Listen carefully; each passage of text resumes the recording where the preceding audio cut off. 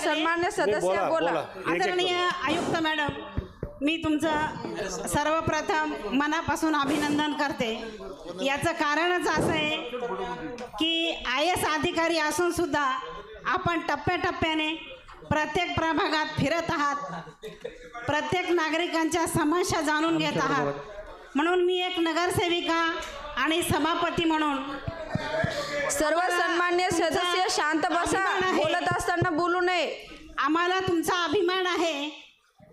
आणि हे बोलत असताना परत मी एक गोष्ट सांगू इच्छिते की आपल्या आदेशाने दिनांक 9/7/2026 रोजी जावक क्रमांक 138 कानपुडे साहेबांनी एक कार्यालयीन परिपत्रक काढलं.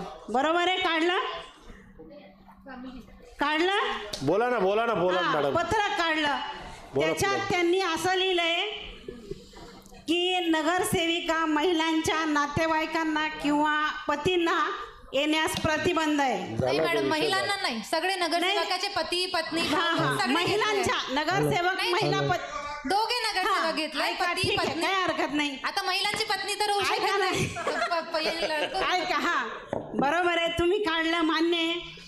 आम्ही त्याचं स्वागत करतो.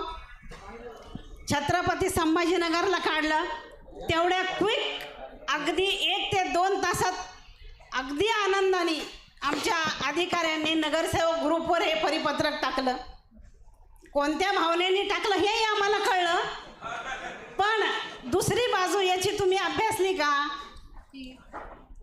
मान्य आहे ना, यांच्या नातेवाईकांनी येऊ नये, आम्ही त्याचं स्वागत करतो, ते झालं पाहिजे. पण दुसरी बाजू याची तुम्ही अभ्यासली का? जेव्हा आपण ऐका तुम्ही, जेव्हा आपण महानगरपालिकेच्या परिसरात येतो, अगदी एंट्रीला येतो, तेव्हा दारू पेलेले कर्मचारी आपले झुलताना आम्हाला दिसतात. त्याच्यानंतर थोडं पुढं आलं, ऐका, थोडं पुढं आलं लेखा विभाग आहे. लेखा विभागाकडं तुम्ही जा. गुटखा बंदी असताना गुटखा बंदी आणि गावरान तंबाखू तुम्हाला माहिती आहे का? गायछाप माहीत नसेल तर माहीत करून घ्या. गायछाप तंबाखू त्या विभागात सर्रास वास येतो आणि तिथं ती दिसती, तिथं थुकलेले लोकसुद्धा दिसतात. चला थोडं पुढे या, स्वच्छता विभाग आहे. स्वच्छता विभागाकडनं आपण थोडं पुढं आलं, सभागृहाकडे येत असताना सुलभ शौचालयाचा वास घेऊन आपल्याला यावं लागतं. थोडं पुढे आलं मालमत्ता विभागाकडं किंवा बांधकाम विभागाकडं, गुत्तेदार रेव पार्टी, आपण तिथून येत असताना असं जाणवतं की रेव पार्टी तिथं चालू आहे. गुत्तेदार सिगारेट पिताना तुम्हाला दिसतात, तुम्हाला गुटखा खाताना दिसतात. त्याच्यानंतर रेव पार्टी म्हणजे काय? अधिकाऱ्यांच्या खुर्च्यावर पाय लांबून बसलेले दिसतात. सांगायचं तात्पर्य असं, तुम्ही परिपत्रक काढलं, आम्ही त्याचं स्वागत करतो, पण तुमच्या अधिकाऱ्यांना आणि कर्मचाऱ्यांना तुम्ही शिस्त लावणार का?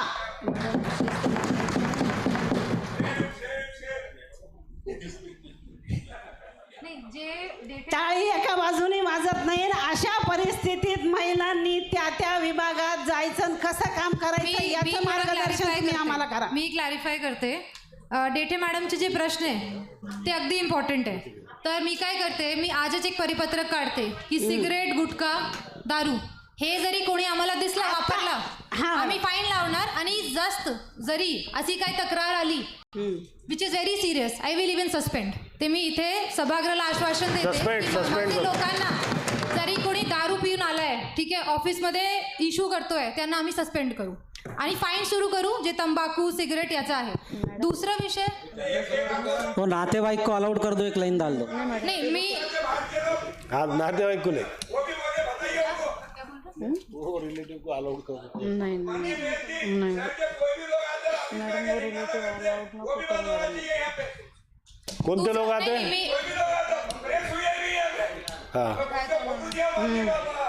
नाही, दुसरा विषय मी क्लिअर करते. 1 मिनिट. जे डेठे मॅडमचं म्हणणं आहे, असं 2-3 मान्य नगरसेवकांचा मला कॉल पण होता, तर मी क्लॅरिफाय हे केलं आहे की ऑफिस में अगर रिलेटिव्स आ रहे हैं सपोर्ट के लिए, आपके साथ फील्ड पर जा रहे हैं, चलेगा.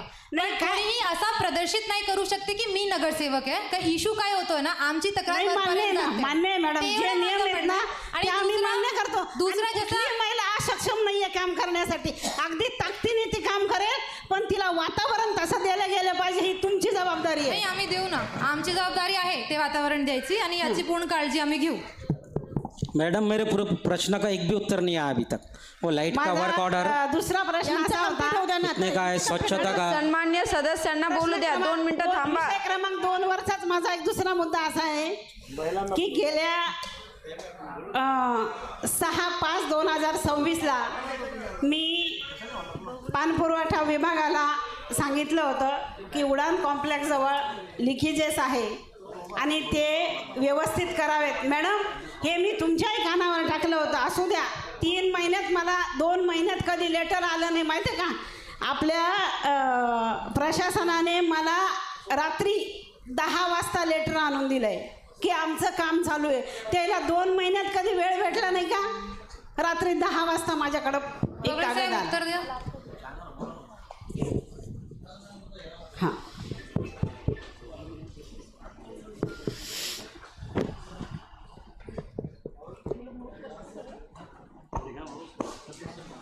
उडान कॉम्प्लेक्स येथील लिकेज आपण यापूर्वी 2 वेळेस काढलेलं मॅडम. पण तिथं ती GI पाईपलाईन खूप जुनी टाकलेली कॉम्प्लेक्स बांधताना ती जागोजागी सडलेली असल्यामुळे मी आपले मान्य सभापती आणि मी स्वतः जाऊन पाहणी केली. आता ते पूर्ण पाईपलाईन बदलायचं प्रस्ताव तयार करतो आणि तेच पत्रात लिहिलं आहे की आम्ही करतोय म्हणून.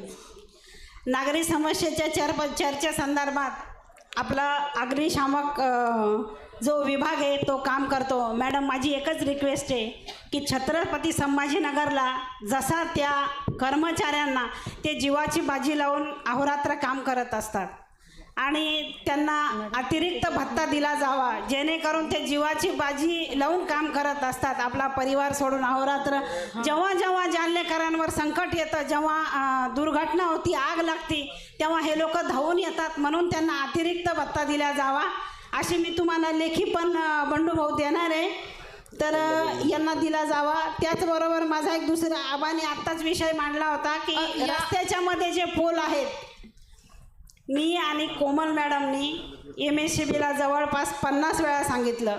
MSCBवर काही परिणाम होत मॅडम, नाही. या विषयावर आपण आताच मॅडमने स्वतंत्र- उत्तर नाही, दिलं. ऐका, एक मिनिट. उत्तर दिलं मॅडमनी. तुम्ही थोडक्यात बोला. मॅडमला बोलू द्या. अगदी 2च शब्दात सांगते. थोडक्यात आपण बोला. त्याची वैयक्तिक एक बैठक लावून त्याचं व्यवस्थित फायर निपटारा. डिपार्टमेंटच्या मॅडम, बोला आपण. काळे मॅडम. नागरी सुविधाच्या संदर्भात मी झालेले जे मुद्दे हे मुद्दे रिपीट करणार नाही. हां, बोलते. परंतु मॅडम